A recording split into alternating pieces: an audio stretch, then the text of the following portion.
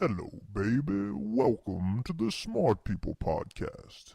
Sit back, grab a drink, tune in your brain. Ask not what your country can do for you. This nation will rise up. One giant leap for mankind.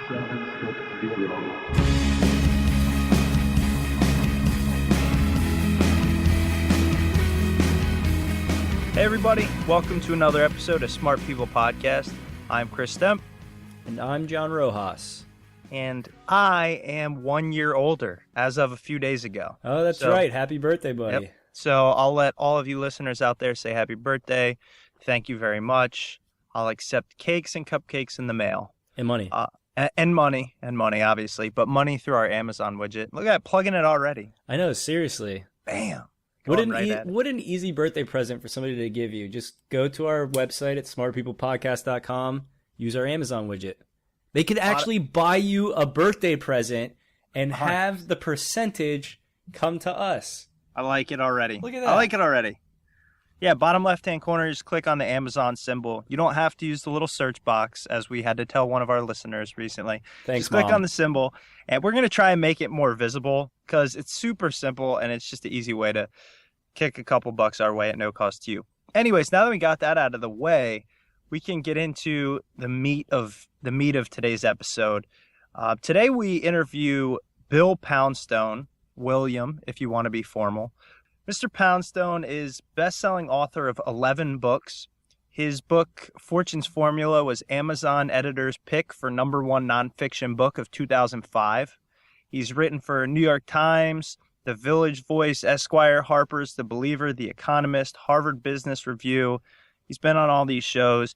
He's a super bright guy, and it comes through in the interview, as you'll hear it. I mean, he just knows a lot about a lot, and his books that he's written over the years, I don't know, they're so interesting. I think he was one of our most interesting guests, easily top 3 we've had. That was me. That's me personally. Oh, I would agree. We, brought up a bunch of different topics with him, and he was just on his toes, answering questions on every single one of them. And you don't find that many people that have that wealth of knowledge in so many different areas. Yeah, and I mean, it's not like we do show prep with these people. We just get them on and say, hey, we're going to talk to you about what you've done, and we just throw stuff at them and see how they react. And he nailed it. So the interview might seem a little disjointed because, we only have 25, 30 minutes with these people. And with him, he had so many interesting books that I wanted to talk to him about because the concepts are crazy. He just takes everyday things that you would think about, but you wouldn't dive into really. And he actually dives into them. He went to MIT. He studied like physics or something. He went to MIT under a national merit scholarship, mind you. So, he knows what he's doing. And we talked to him about one of his newer books he has called Priceless, which talks about how prices are determined and things like that. We talked to him about his book Gaming the Vote, which talks about how America's voting system, although democracy is great, we all know that, but in terms of the actual way we vote, how it could be better. And, things you don't really pay too much attention to, but you should. And he does it in an awesome way. I feel like I could talk to this dude for 5 days. Oh, I agree. I wanted to keep him on the phone for hours, but, busy guy. Had to get a couple questions in on each book. And the 2 books that caught my interest the most were the ones about Microsoft and moving Mount Fuji, and then the price one, because I was so focused on that 99-cent Apple iTunes pricing and just thought what they did turned out to be so genius with getting people to not even think about purchases. So we talked about that for a few minutes, and he went on to expand on the psychology behind that. It's definitely one of our most educational interviews. We're going to leave it at that. Let you guys take a listen to Mr. Poundstone. Don't forget to visit our website, smartpeoplepodcast.com. But more importantly, just kind of join us in our quest to friends and Twitter followers. Twitter, we're Smart People Pod. And on Facebook, you can find us just Smart People Podcast. We're trying to market this thing, keep ratcheting it up, get the world to know about us. And We hope you enjoy it. And make sure you send Chris birthday wishes on Facebook and Twitter.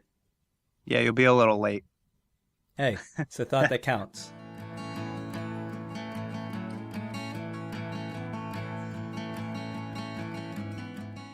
First, I really just wanted to start and ask you to give us a little background of what it is that you do, how it is you got to where you are. I know you're a prominent author, and I really like a lot of your work. So I was just hoping you could tell us a little bit more about yourself. Yes, well, I guess I had always wanted to be a writer. I actually studied physics at MIT in college, but when I got out, I went into basically editing, magazine editing. And I started doing articles, and eventually I sold my first book and have been writing books ever since. In describing the types of things I do, I've certainly been all over the map. I've done a lot of things, but I think particularly in recent years, a lot of what I do sort of describes how little-known scientific ideas have really had a very broad influence on people around us, on society as a whole. So if that sort of makes sense, I really like to take some idea that's incredibly important, but really no one out there knows about it, and show how it really affects people in their everyday lives. So that's what I've been trying to do. I noticed from just the various books you've written and things like that, you don't really concentrate on one topic, but like you said, you take kind of large topics and explain the intricacies of them. Is that how you would kind of explain it? Yeah, pretty much. There's like always one very strong connecting thread where everything sort of derives from something, but the actual book can often treat many different walks of life, many different types of characters, many different sorts of ideas. So that's part of the fun of it, I guess, that you're able to connect all these different things to one basically simple idea. How do you use your background to cover these ideas? Do you use the background that you got at MIT, or kind of how do you approach these things? Because I want to get into a couple of your books because they are fascinating. So before I do that, I just want to see how you approach it using your experience. Well, I think it's very important to have sort of this scientific worldview where you come into it with a certain amount of skepticism. You really do want to look at the evidence and say, is this really the way things are? Because without that, you really wouldn't have a foundation for doing these types of books that I do. But basically, it really comes down to curiosity. I mean, I've always enjoyed learning things. So with each book, it's really a lot of fun to sort of start out in a whole new field in many cases and really learn about what's going on there. Bill, I wanted to talk to you about one of your books, How Would You Move Mount Fuji, where you talked about how Microsoft went about hiring their employees, based on tests to see who was a creative thinker. You see stuff with Google, and Google had that thing when they went on a huge hiring spree and they had that math problem on the billboard. I don't know if you're familiar with that, but do you see that more companies are starting to do this now where they're looking for, people that can think critically as opposed to, okay, I got straight A's in school, I did this, I did that, I took standardized testing very well. Do you see that as a shift from how it used to be to how it is now? What is your thought on that? Yeah, it does seem to have been a long-term trend, and in a certain sense, I think really the incredibly tough job market has, if anything, sort of caused it to spread even further, even to a lot of companies that before this really were not that selective. The way this whole book came about, maybe I should explain, I've always kind of been known as a person who was good with logic puzzles. So a few years ago, before I began that book, I started getting emails from friends who said they'd been on a job interview and someone asked this crazy sort of logic puzzle question, and they were basically writing me to see if they got the right answer because they wanted to compare their answer with mine. So after I got a few of these emails and started talking to some of these people, I thought this would be a really fun book. I mean, growing up, I really admired Martin Gardner's Scientific American column and all those wonderful books he wrote, many of which involved these sort of logic puzzles and riddles and so forth. So it basically gave me an excuse to do that. But it also, when I looked into this, talked with people at Microsoft, at Google, at other companies like that, I found that there is an incredibly long history of this.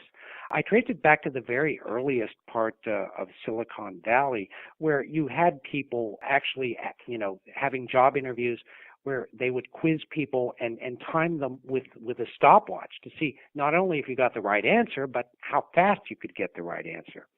And I guess back then it just expressed this idea that, it was incredibly important to find the smartest, most creative people. So they figured, they're engineers, they have this analytical mind view, so they decided that would be the way they did it. In recent years, though, obviously we've moved away from intelligence tests, and a lot of people have also become kind of disenchanted with some of the formal education, because everyone, in Silicon Valley at least, has had this experience where they hire someone who got straight A grades, went to Stanford or MIT or one of these really high-powered schools, and still they're pretty hopeless when you actually hire them.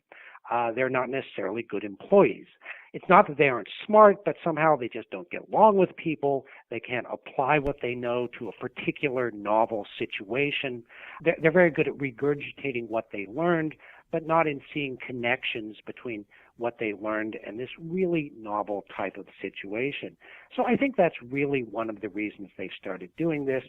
And as I say, now, even with this economy, you've even got companies like Procter & Gamble and Walmart asking trickier questions than they used to, sort of emulating these companies like Microsoft and Google. Now, you brought up the fact that, some of these employees that got straight A's at Harvard and didn't end up being, good employees. A lot of these CEOs of these tech companies dropped out of college. Do you see that there's any type of correlation with that type of? Well, kind of a self-made entrepreneur type. Yeah, I think there is a big connection there, actually.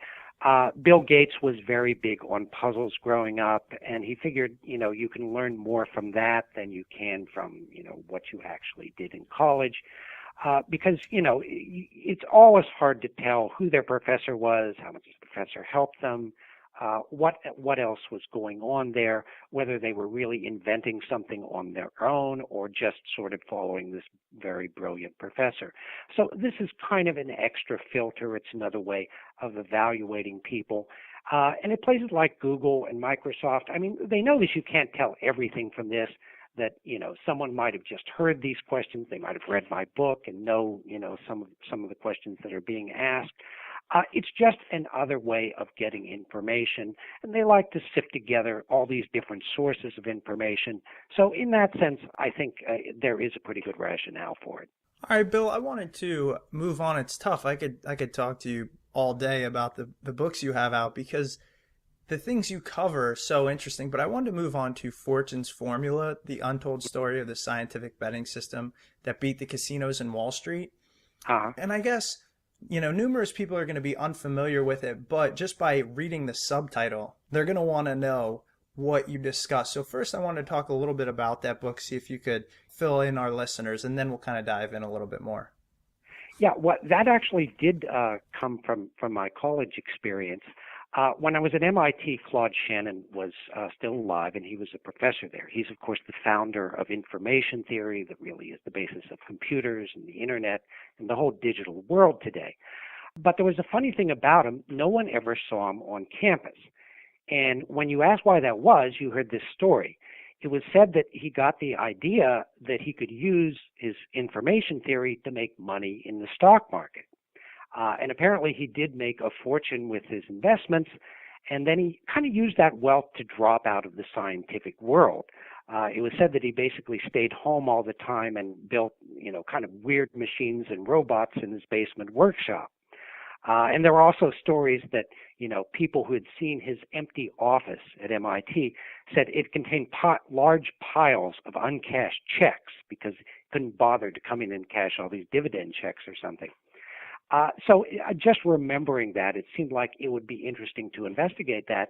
So I went to the Library of Congress and found his papers and found quite a bit about this investing system he had, which involves something known as the Kelly criterion, which is really what the whole book Fortunes Formula is about. I describe it. It's named after one of his colleagues at Bell Labs, John Kelly Jr., who otherwise is not that well known, but he's really a very brilliant and fascinating character. But at any rate, the Kelly criterion is really this sort of all-purpose betting formula that tells you when you're in a situation where you have a wager that's in your favor, how much you should stake on that particular wager if you're interested in making the most money possible in the long run. Now, that sounds like it's kind of very simple, a no-brainer, but actually there's some very subtle mathematical issues in there, and Kelly was the first to really figure out the optimal way of betting. So another plot in Fortune's Formula is that a young mathematician by the name of Ed Thorpe, that you probably know as the founder of card counting and blackjack, once met Shannon, and Shannon told him, this blackjack system is great, but you ought to use this Kelly criterion to decide how much you should be betting, so that even though you do have this advantage with card counting, you've got to make sure that you don't go broke before you get rich. And that's basically what this Kelly formula tells you how to do. So Thorpe used that in the casinos, and he ended up starting an incredibly successful hedge fund where he used many of these same principles. So I kind of weave all that together into this story, and it is a very amusing sort of story, as well as telling you something about this very simple idea that's become incredibly important in a lot of different walks of life. Now, do you think that because things like this have been public since, obviously your book in 2005, do you think these are all factored into the market now and are no longer completely relevant? Or do you think it's possible to use some of these strategies currently? No, it is very widely used by the really sophisticated hedge fund people and so forth. But basically everyone uses it because it's basically a formula for telling you how to make the most out of any favorable opportunities that you find in the market. Now, the actual things that hedge fund people are trading are constantly changing, because you'll find, you can make some sort of arbitrage with the S&P 500 index funds and so forth and make a lot of money that for a while, but then someone else finds it, and then that's pretty much played out. It's like, a fishing ground that everyone is trying to fish. So you have to move on to something else. But whatever type of trade you're using, you do need to use something like the Kelly formula to decide how much you're going to stake, how you're going to manage your risk. So in that sense, it's really the one thing in the hedge fund industry that really remains relevant as much as things change, and as much as all this, high frequency trading is making everything happen much, much faster. And the other thing to go along with that is, do you think that there are still opportunities to be exploited? And again, this is talking specifically to, Wall Street, but investing in general, and also casinos. Like you mentioned, there was the card counting thing and what you talk about in Fortune's Formula. Do you think there are still things left, or have we kind of reached the pinnacle of every edge we can find has been found and the house has the edge? Well, certainly card counting has gotten a lot more difficult. They've started using, 2 decks and then 4 decks, in some places even more than that. But I do know that there are still people who count cards and seem to be making money off of it. You have to be very particular about where you go. Generally, there's a few casinos that, decide that their market niche is that they're going to appeal to card counters, so they may have a single deck setup there, which is one reason why people will go there. But yeah, it's true, and I think it's always been true that anytime there's someone is basically giving away free money, even if unintentionally, people find out about it pretty quickly. But it's funny, the last time I talked to Thorpe, he was telling me he found this new, very interesting betting opportunity somewhere in the world, and he didn't tell me what it was because he obviously wants to keep it under wraps, but where you could double your money very quickly. The people who run it don't know about it, and he was working very actively on that, and I imagine if he's successful, we will be hearing about it sooner or later. All right, great. I guess just moving along the list, each subject keeps getting more and more interesting, but gaming the vote, why elections aren't fair, and what we can do about it. I think that obviously you wrote this in a time, in 2008 is when it was published, and we had been dealing with a lot of election issues. I guess, when Al Gore was running and things like that. Mm-hmm. And it hasn't been as public recently, but I think it's something that happens more often than we know, gaming the vote. And who knows if things are even counted or tallied correctly, but where do you stand on that and how that's a problem we can fix? I mean, given the technology we have these days should allow us to, but it obviously still doesn't. Yeah, well, the problem isn't even the technology. It's just the way that we cast and count votes. The way we vote normally, where the person with the most votes wins, and it is one man, one vote, one person, one vote, is known technically as the plurality vote, because whoever has the most votes.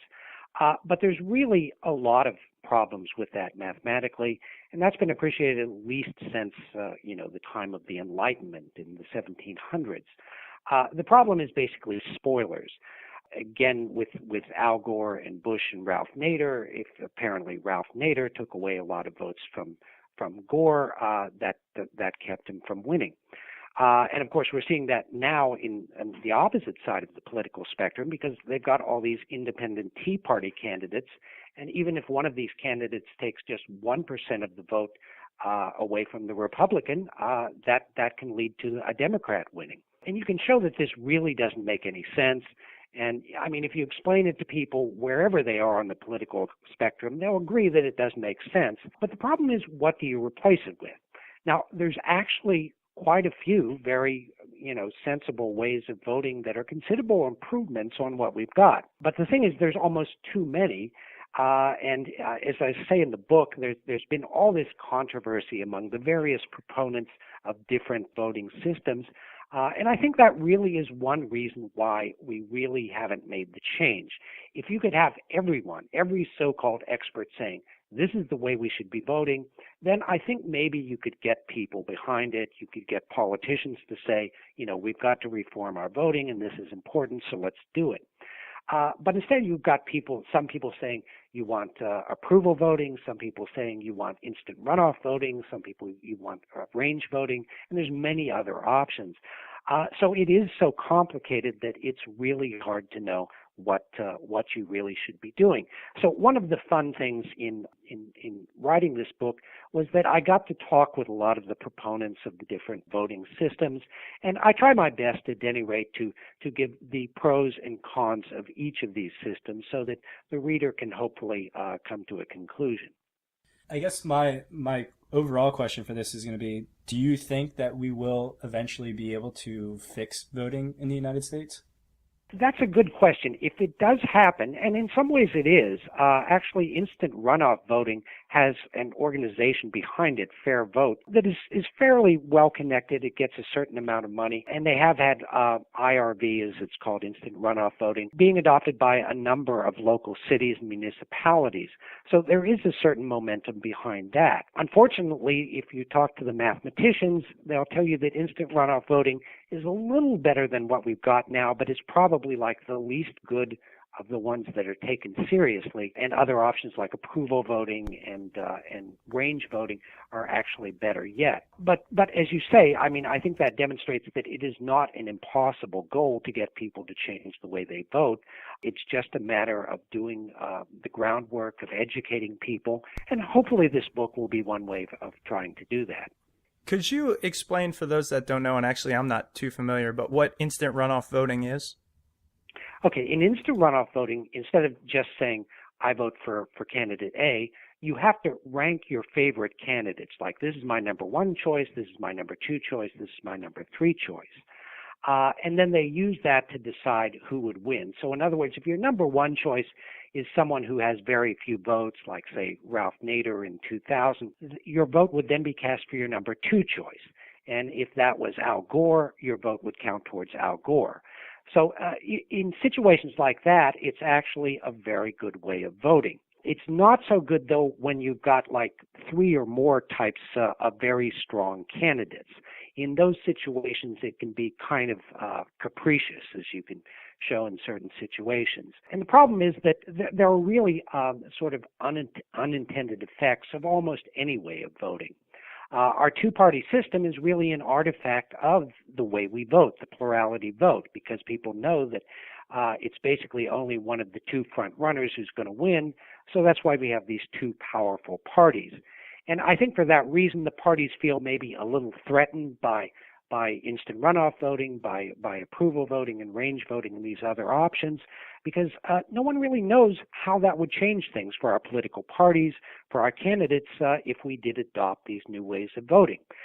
They certainly would make our democracy more responsive, but it's a little difficult to tell what they would actually mean for the political party system. Have they, I mean, I'm sure they have, but have they gone through and run simulations, based on instant runoff voting, just to see what would occur, with past elections or even, a mock election?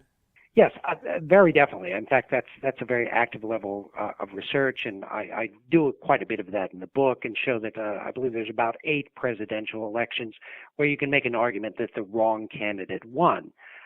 In the sense that if you had been able to transfer the third-party candidates' votes to their second choice or to the one that they approved of more, we would have had a different president. So it's definitely not a theoretical thing. I mean, it really does happen.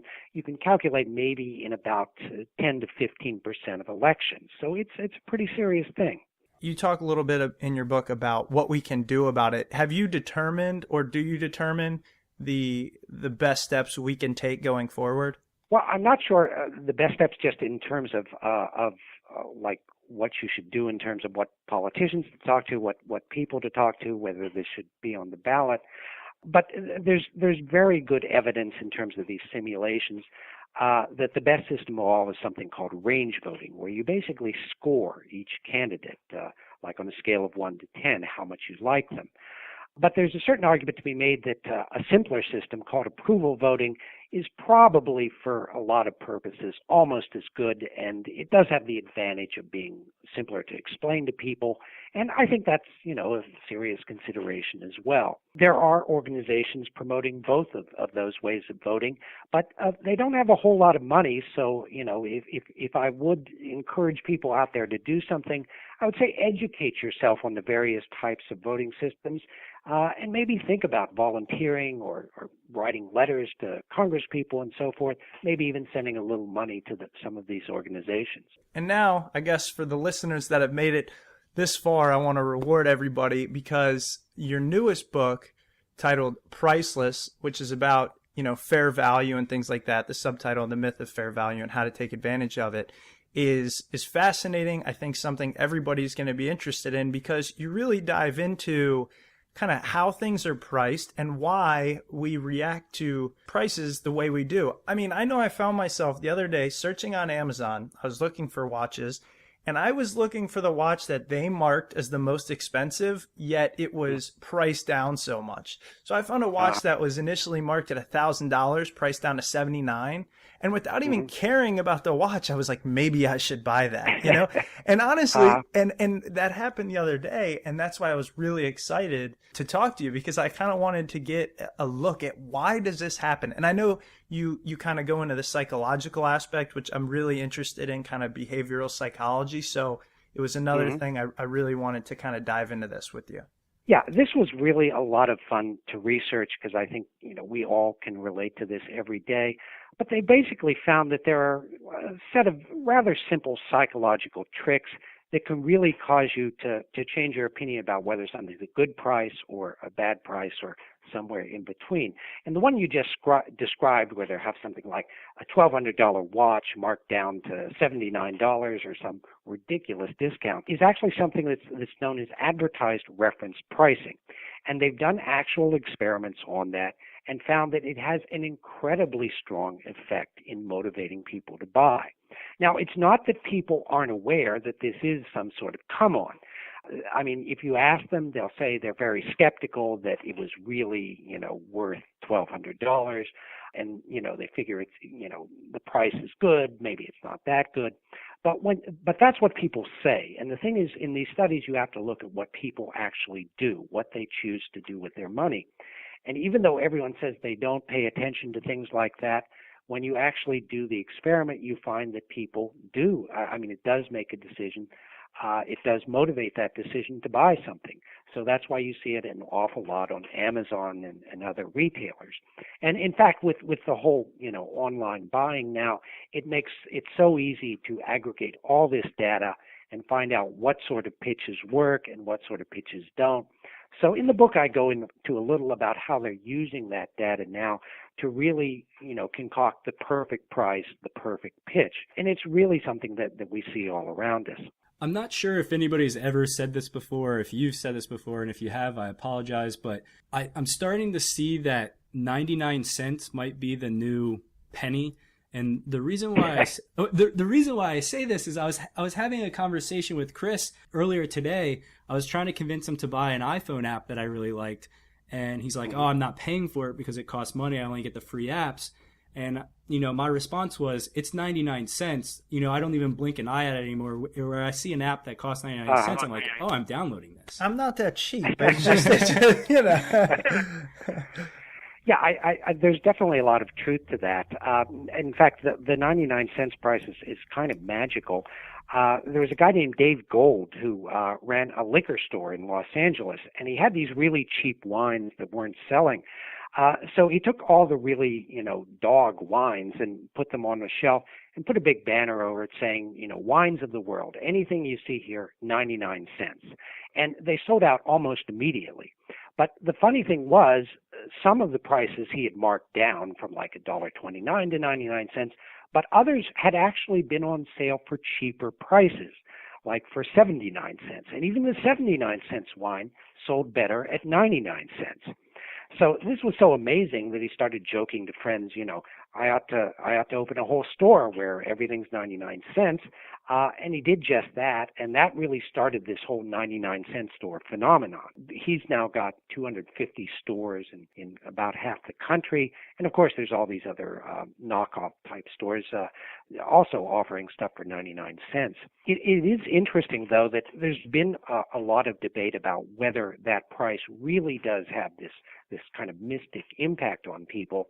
And for a long time, economists thought, no way. I mean, people are smarter than that. They know that 99 cents is essentially $1, so why not just say it's $1 and be done with it? But they started doing some actual experiments and found that not only the 99-cent price, but really any price ending in 9 or 99 really does have an amazing effect on people. In one of the experiments I described, some psychologists at MIT managed to convince one of the big catalog companies to print out separate versions of their catalog with different prices and sell them and send them to different subsets of their mailing list. So they'd be selling the exact same product, but in one catalog it would be selling for $34, and in another it would be selling for $39. And what they found was that it sold better at the $39 price, even though it's more expensive. So that really shows that it does have a strong motivating effect. Now, that experiment doesn't necessarily explain why it has that effect, but the best guess is that we've all kind of been culturally conditioned to know that if something ends in 9 or 99, that kind of implies a discount. It kind of implies that, there's been competition, that they've really, tried to get the best possible price. And although everyone says they're not influenced by these 99-cent prices, again, when you look at the actual data, they do make a big difference, and they do cause people to buy stuff that they wouldn't buy otherwise. Do you think that it might be generationally, my generation, we've dealt with, credit cards, debit cards, now PayPal, NFC, and we haven't really had to deal with, I guess, that change currency for that long. So now when I see, the 99 cents, I think, oh, that's less than $1. I might as well go ahead and buy it because change has become, a hassle for me. I don't carry any change on my person. I just have my credit cards or PayPal account. Do you think that has anything to do with how we've, kind of come in looking at those prices that are in change? Well, what's interesting is how I don't think it actually has changed that much, even as we're moving to all electronic transactions. I mean, in a few years, we're all going to be using our cell phones to make all these transactions. So really, change is probably going to become obsolete. But you see these 99-cent prices on the web as much as anywhere else. Again, I imagine it's just this cultural memory, and it still does have this certain potency there. In fact, even the whole idea of which stores have 99-cent prices and which don't is a big signifier. Nordstrom's makes a big deal of the fact that they do not use prices ending in 99 cents. Everything is an even dollar. And that's sort of a way of saying, we're not a discount store. We have quality products here, and we charge reasonable prices for them. Walmart, on the other hand, has sort of done the opposite. You'll notice that most of their prices end in 8. Like they're even cheaper than 99 cents. They'll end in like 98 cents. And I guess that whole ties in with their whole sales pitch there. So, people, and some stores actually use 99-cent prices if it's something is on sale or if it's been discontinued, something like that. So it kind of sends a message there, whether you're consciously aware of that certain code or not. Now, I know, as I mentioned, you deal a lot in this book with psychology of purchasing, which in turn can be linked to psychology of how we make decisions on a daily basis. And I know most people want to sit there and believe, I'm not influenced by a price tag or ending it in 99 versus 98.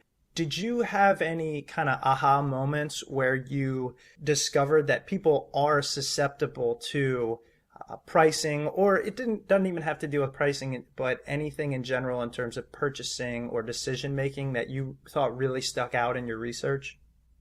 Yeah, well, I think I had aha moments almost continuously throughout the research and still do today. I remember I was choosing a cell phone plan, and a lot of the different techniques they have there. There's something called flat rate bias, where everyone really wants a flat rate because they don't want to think that you're charged for every text message, for every call after 5 p.m., because who knows, how much you would run up your bill. But the reality is, and this has been well established both by the phone companies themselves and by psychologists, is that most people tend to greatly overestimate their usage of these various services. So you figure, oh yeah, I definitely need unlimited text messages. But if you look what you would pay and how many text messages you actually send, there's a pretty good chance that you would actually be better on the a la carte basis. And that's true for really a lot of these services. So that's why they make sure that they do have these flat rates, but they generally make their best profit with the flat rates because everyone just has this sort of inborn bias that causes them to overestimate how much they're going to use. Again, there's various other tricks like that, and as you read the book, I mean, really in every chapter, you're going to see yourself many times over. Well, Bill, I know we went a little over the time we mentioned, but as I said, I find the books you write truly interesting and fascinating. So I appreciate you being on the show. I wanted to ask you, where would you like to lead our listeners, whether it be a website or someplace they can find your works and things like that? Yes, I've got a website. It's home.williampoundstone.net. Okay, and we'll also have on our website, smartpeoplepodcast.com, we'll have a link to your website and to your book, so everybody can check them out. We highly recommend it. Again, thank you so much for your time. Well, thank you so much. It was fun. All right, thank you so much, Bill. Okay. Bye-bye. Bye. Welcome back. Hope you enjoyed the interview with Bill Poundstone. If you enjoyed the interview, just a reminder, his latest book, Priceless, The Myth of Fair Value and How to Take Advantage of It, is available at all bookstores and on Amazon, especially through our Amazon widget. Go ahead, pick it up. It's a good read. Also, while we're on the topic of books, just want to let everybody know we do still have some books we're giving away. I just sent 5 out last Friday or Thursday, so a couple lucky people who had written in will be getting those. I sent one to Vincent from Facebook. He's overseas and he's teaching English and everything, and he wrote us a really nice thing, so we sent him one. And hit us up on Facebook, go on there, like us, leave us a post, tweet about us, send us an email, go on iTunes, whatever you want to do. And we try to say thank you for listening by sending you whatever we can, whatever books we have in, if you request one or anything like that. So thanks for being a fan. Thanks for tuning in. Be back next week for something else that's going to be just as interesting. I can promise you that. Peace out, Potters. Peace out.